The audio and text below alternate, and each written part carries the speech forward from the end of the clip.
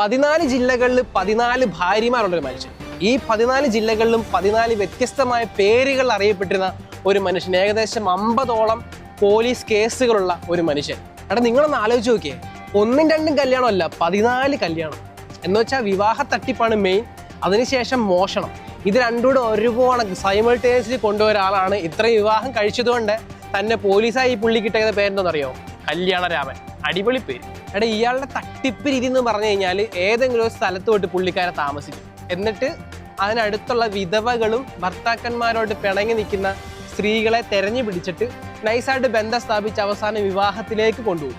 അതിനുശേഷം ഈ സ്ത്രീ ഉണ്ടല്ലോ, വിവാഹം കഴിച്ച സ്ത്രീയുടെ ചെലവ് കൊണ്ട് എവിടെങ്കിലും ഒരു വാടക വീട് സംഘടിപ്പിച്ച് അവിടെ താമസം ആരംഭിക്കും. എന്നിട്ട് അതിന് തൊട്ടടുത്തുള്ള വീടുകളിലേക്ക് ഇയാൾ കയറി മോഷണം നടത്തിയിട്ട് അടുത്ത ദിവസം ആരും അറിയാതെ മുങ്ങും. എന്നിട്ട് അടുത്ത സ്ഥലത്ത് പോയിട്ട് പുള്ളിക്കാരൻ ഇതേ സംഭവം തന്നെ റിപ്പീറ്റ് ചെയ്യും. 62 വയസ്സ് പ്രായമുള്ള ഈ കല്യാണരാമനെ പലയിടത്തും അറിയപ്പെടുന്നത് ദാസ്, വിജയൻ, സോമൻ, രാജൻ, വാസു, ശശി, ഇങ്ങനെ പല പല പേരുകൾ. എന്തായാലും എൻ്റെ ജീവിതത്തിൽ ഇതുപോലൊരു കള്ളനെ, ഇതുപോലൊരു കല്യാണരാമനെ ആദ്യമായിട്ടാണ് കാണുന്നത്. എന്താണെങ്കിലും കൊള്ളാം. ഇതുപോലുള്ള ആൾക്കാരൊക്കെ നിങ്ങളുടെ ചുറ്റുപാടും കാണും. സോ അതുകൊണ്ട് പെൺകുട്ടികൾ, ചേച്ചിമാരൊക്കെ സൂക്ഷിച്ചോളുക.